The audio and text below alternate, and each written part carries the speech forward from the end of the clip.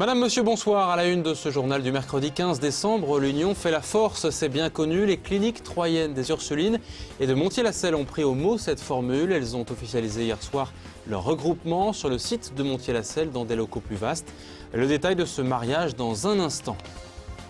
Il ne leur reste que des fleurs pour pleurer. Les enseignants et les élèves du CAP fleuriste du lycée Gabriel Voisin protestent contre la fermeture de cette filière unique à Troyes.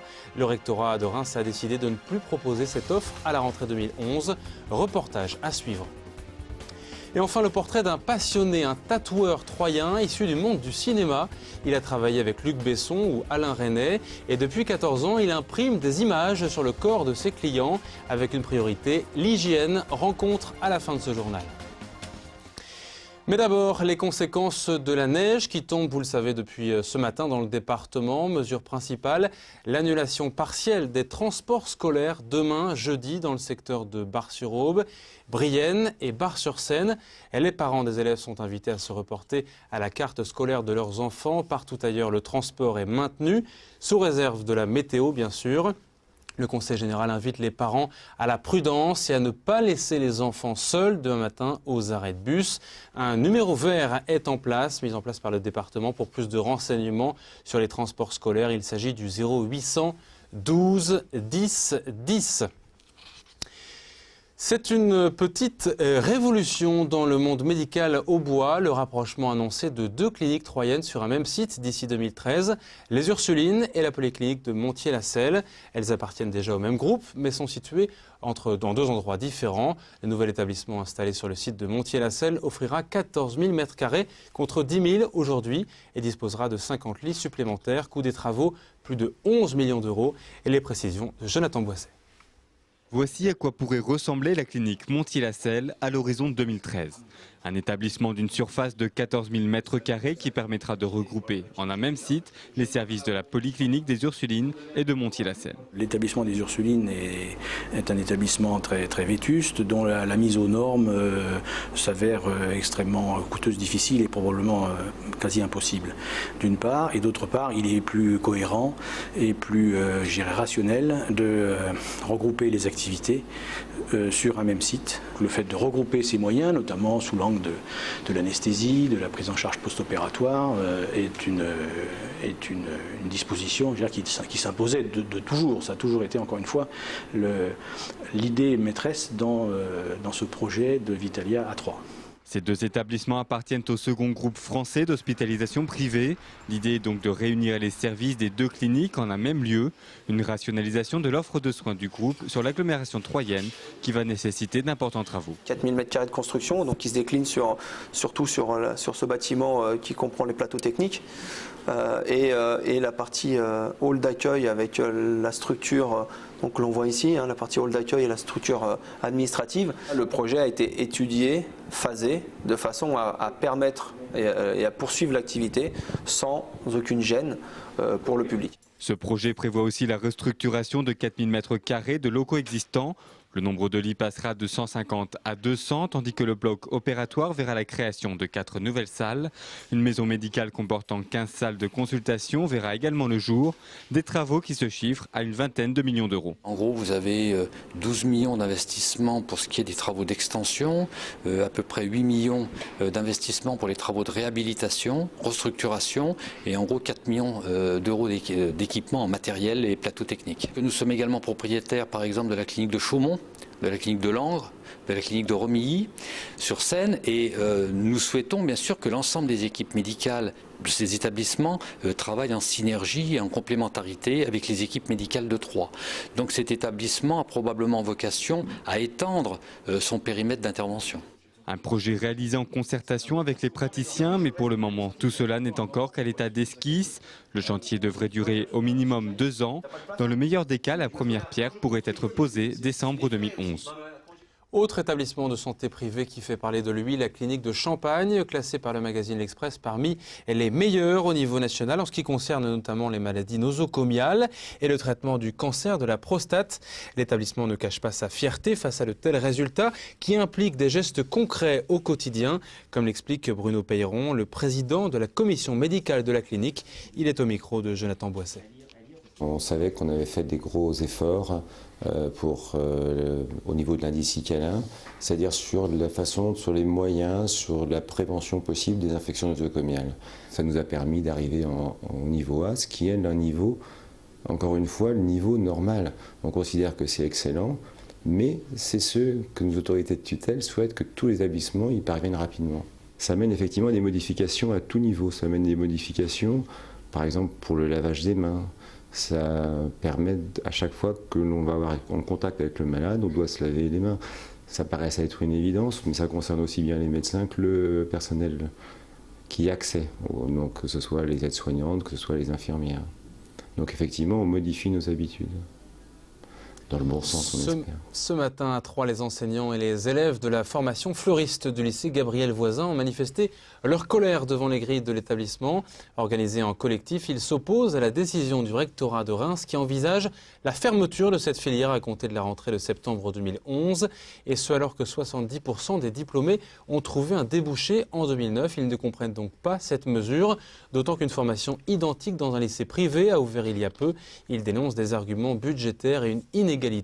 Explication, Christian Viera.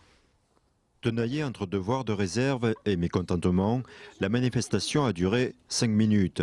Les élèves ont soutenu leur professeur contre le projet de fermeture de la section fleuriste à la rentrée prochaine. C'est vexant de voir une section des fleurs qui ferme parce qu'il y a beaucoup de monde, beaucoup de troisièmes qui voudront faire fleuriste qui ne pourront pas aller ici.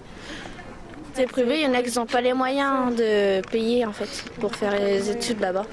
C'est mieux surtout pour ceux qui habitent près d'ici de venir à Gabriel Voisin. L'équipe enseignante a appris ce projet du rectorat de Reims il y a 15 jours. Ici, la section rassemble 12 élèves en CAP. Une section fleurs, CAP fleurs, qui a été créée en 2006. Et donc on était étonnés puisque cette section a été créée récemment à l'aide de la région, donc qui a mis 40 000 € dans cette section. Alors aucun motif. Sachant que notre section est complète, sachant que nous avons un taux d'intégration après des jeunes de 70% dans l'emploi. La région a exprimé son étonnement auprès du recteur. Ici, 7 postes pourraient être supprimés suite à cette décision qui s'inscrit dans une série de fermetures de sections. La productique, moi depuis que je suis ici, c'est la première section qui a fermé en fait. Donc là, ils suppriment la maintenance automobile, fleurs, et puis donc on perd une troisième découverte professionnelle aussi. D'après les syndicats, 100 postes doivent être rendus par l'Académie de Reims. Cette décision s'applique après les suppressions de postes en collège et lycée. Beaucoup de sections disparaissent dans les lycées professionnels publics pour partir dans le privé. C'est le cas pour carrière sanitaire et sociale, à Châlons, à Charleville et en Haute-Marne, alors je ne sais plus si c'est Saint-Dizier ou Chaumont. Voilà. Recteur et direction de l'établissement se sont rencontrés cet après-midi. L'annonce de la fermeture définitive et des réaffectations de postes pourrait être faite en janvier. Une réunion était organisée aujourd'hui au rectorat pour évoquer cette fermeture et pour l'instant, rien n'a encore filtré.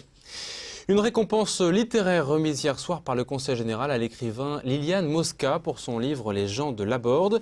Publié en mars 2009, elle y décrit l'arrivée d'une citadine dans le milieu viticole au bois, une histoire d'amour nourrie de descriptions locales qui mêle le champagne et le terroir. Ce prix lui a été attribué par un jury au bois de 12 personnes, dont des élus. Une reconnaissance pour cette ancienne journaliste, Liliane Mosca, revient sur la genèse de son roman, chaudement recommandé par Alain Derouin, vice-président du Conseil général et par ailleurs président du jury. Ils sont au micro d'Annabelle Millet. Arrivé, je me dis ça serait bien que j'écrive quelque chose sur le département. Il n'y a pas vraiment d'auteur de terroir dans l'Aube. Et moi j'en ai chroniqué beaucoup pour laisser clair, parce que je chronique tous les dimanches beaucoup de livres. Et je me disais que c'est un domaine dans lequel je me sentirais bien. Et voilà, j'ai écrit mon premier roman du terroir, qui vient d'être récompensé, et oui, je suis ravie. C'est un encouragement parce que, sur mes prochains ouvrages, ça sera marqué que ce livre a reçu le prix littéraire du Conseil général, et je trouve que c'est un plus. Je suis né à la campagne, et souvent ce qui est dit dans cet ouvrage est très, très profondément ancré dans moi, et je suis persuadé que beaucoup d'Aubois se reconnaîtront dans cet ouvrage, parce que c'est toute une période, ce sont les années d'après-guerre, disons les années 45 à 70, 80, et nous avons tous vécu ce qui est décrit dans ce roman, parce que Liliane Mosca a la capacité de dire exactement ce que les gens ont vécu et ce qu'ils ont pensé, ce qu'ils ont souhaité à un moment donné. Et la lauréate a reçu 2000 € pour son prix. Elle travaille en ce moment sur un nouvel ouvrage avec Chécy-les-Prés comme décor. Notez que 2 autres livres étaient en compétition. L'héritier du Bocéan de Dominique Henriet et Charles Baltet, un génie de l'horticulture signé Jean Lefebvre. S'il y avait un prix de la créativité, il pourrait sans nul doute le remporter. Marco, lui, est tatoueur professionnel. Il travaille dans sa boutique du Bouchon de Champagne depuis 14 ans, mais auparavant, dans une autre vie, il a été peintre pour le cinéma. Il a travaillé sur les décors du film Léon de Luc Besson ou pour le réalisateur Alain Resnais. Aujourd'hui, il vit pour et par sa passion du tatouage. Portrait d'un tatoué pas comme les autres avec Annabelle Millet. Il s'appelle Carlo, son job c'est faiseur de tatou, révélateur de corps. Depuis 14 ans, il imprime son trait sur les Troyens, les Aubois et les autres. Son plaisir, mettre de la couleur, réaliser des portraits et surtout contenter le client en lui offrant l'originalité du tatou. Je prends les demandes des clients. Elle voulait une salamandre, un lézard, un dragon, peu importe. Et puis je regarde un petit peu en catalogue ce que les gens aiment bien en style. Et après, je leur propose à moi mon petit coup de patte. Voilà, c'est pas faramineux, c'est un petit peu plus long d'attente, peut-être. C'est des fois demander à des clients d'investir un petit peu plus en taille, en temps, en argent aussi, hein, c'est pas négligeable de tout prendre en compte, mais au final, c'est pour leur rendre. Le client est une source inépuisable de thèmes, une personne, une personnalité, logiquement une idée. Volute sur chute de rein pour les femmes, portrait sur biceps pour les hommes, tous les thèmes défilent chez Carlo, même les plus improbables. La clientèle ne manque pas. Chez lui, il faut dire que l'homme bénéficie d'une bonne réputation fondée sur la qualité de ses prestations. Un tatou à usage unique et surtout une hygiène poussée. Tatoueur, c'est nettoyer, ranger, renettoyer, ranger, régler, voilà, donc rien d'artistique. Je pense que nous sommes bien plus des artisans, comme quelqu'un qui va préparer son outil, qui va bichonner sa caisse à outils. Amandine est déjà venue se faire tatouer, pour 200 € environ, une salamandre entre les omoplates. Elle revient pour les finitions, après première cicatrisation. Et si la jeune fille a souhaité marquer sa peau de ce petit amphibien symbolique, c'est pour son propre plaisir. Pour moi, ça fait une petite décoration, c'est sympa.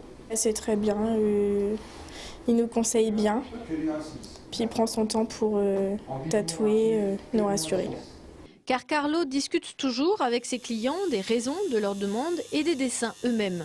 Et si l'artisan qu'il se réclame être réalise portraits, symboles, animaux, personnages mythologiques, reproductions de peintures, n'allez tout de même pas lui réclamer une croix gammée, par exemple, car assurément, vous serez bien reçu. Impressionnant, c'est la fin de ce journal. S'il y avait un mot à se faire tatouer, en tout cas sur le dos de la main en ce moment, ce serait prudence pour les automobilistes. Sandra Durupt va nous le confirmer dans un instant. Les routes auboises vont continuer à blanchir. Passez une excellente soirée. À demain.